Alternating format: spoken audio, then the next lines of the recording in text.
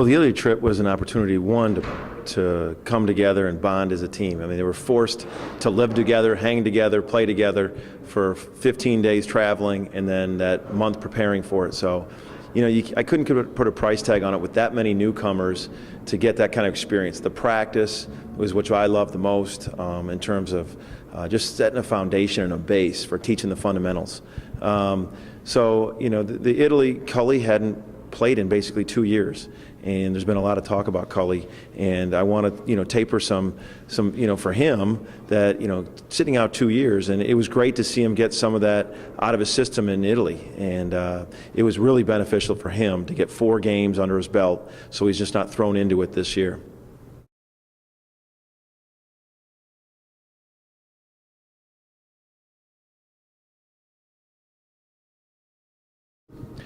With Ben, you want programs that really have it going. The young kids come in the program, and the older kids show them this is how we act, this is how we work, and set a culture. They set a tone for how it's going to be. And this freshman group is walking in to see Jordan Hicks and Ben be the 2 seniors.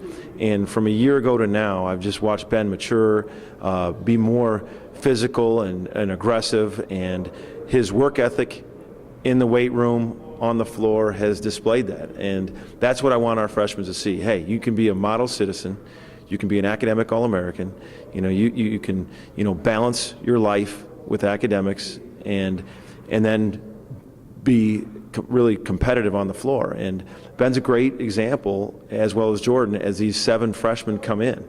And Ben is the epitome of a student athlete, and he's hopefully he really has a great year for him. I know he has had 3 years where he hasn't finished where he's wanted to finish, but this is the first brick that he's going to lay in his foundation of his legacy at Loyola. And I just think whether it's this year or the years to come, when we win it, Ben Averkamp will be and Jordan Hicks will be a big part of that turnaround because of the leadership they've showed to these 7 freshmen.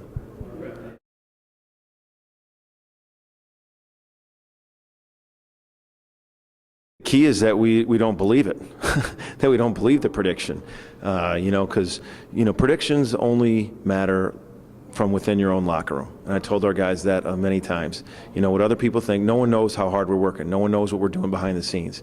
For what's got to happen, though, we have to defend and rebound. If we don't defend and rebound better than we have been or doing, we have to make that jump. I feel offensively, I don't see how possibly we could be any worse.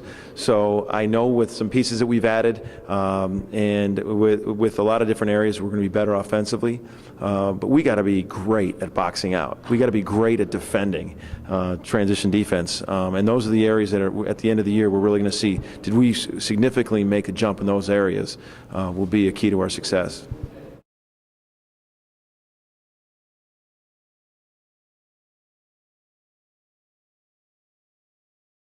It gave us an opportunity to one, bond as a team. Obviously, we're spending 14 days in a foreign country, and you're the primarily ones that speak English. You obviously have to interact with your team, so it gave us a wonderful opportunity for that. But it also gave us a huge head start on a basketball perspective. Getting to have 12 practices in 4 games allowed the freshmen to be put in situations that would normally occur, say November, and instead now we were able to have these experiences in July and hopefully learn from them and move on.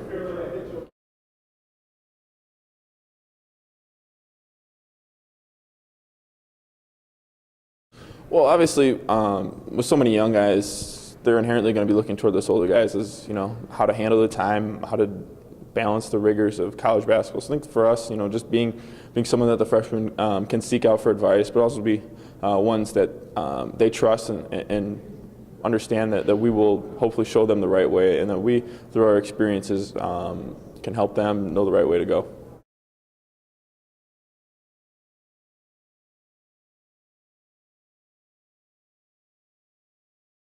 Yeah, in basketball, you have guys that can create shots for other people. Sometimes we call them shot clock guys. At the end of a shot clock, he breaks something down, penetrates, gets a guy's shot, creates a shot for himself. We didn't have any shot clock guys last year. Cully's a good shot clock guy. He had 40 assists, I think, something like that, in 4 games in Italy. He can get guys shots. Sometimes I'm trying to get him to shoot more because he loves the pass. And you like that out of a point guard. He loves the really good assist. He's one of our better shooters, so I really wanted to really start looking for a shot more. But just to have that quarterback, that leadership at the point, he's been there before. He sat out 2 years, though, so I got to kind of taper expectations early. Because anytime you sit out 2 years, there's going to be, and that's why Italy was so important to us. He got 4 games where he was coached and on the floor, but he can really get guys shots. Guys like playing with him. I think Ben's going to really see his game go and be a positive effect from Cully Payne because of he didn't have to create everything, and the offense doesn't have to create everything just for Ben to get a shot. I think we got some guys that can create some things.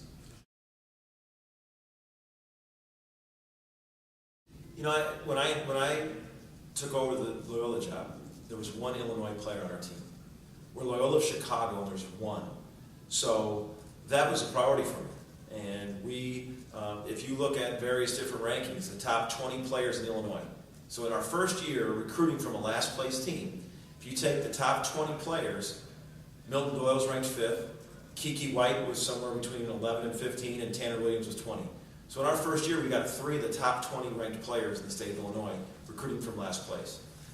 So that it says a lot about a lot of things. It says a lot about what Loyola stands for, getting their facilities, my coaching staff, our energy to recruiting. But I think that's just the beginning. I think we want to keep these a lot of these top players home. With that said, we're appealing across the country from different states because of our academic center location. So we sell both of those positives about what we have going. Coming into probably I would say right March or April. So last year we obviously knew you had a large group coming in, and that wasn't coming on myself and Jordan kind of to take over a leadership role. But I think that this summer was just so important to us, getting everyone in, just allowing us to build this team atmosphere over the course of summer, so that way we're not behind the 8 ball per se with with starting in September. Rather, we got it going in July, and that I definitely think will help us this year.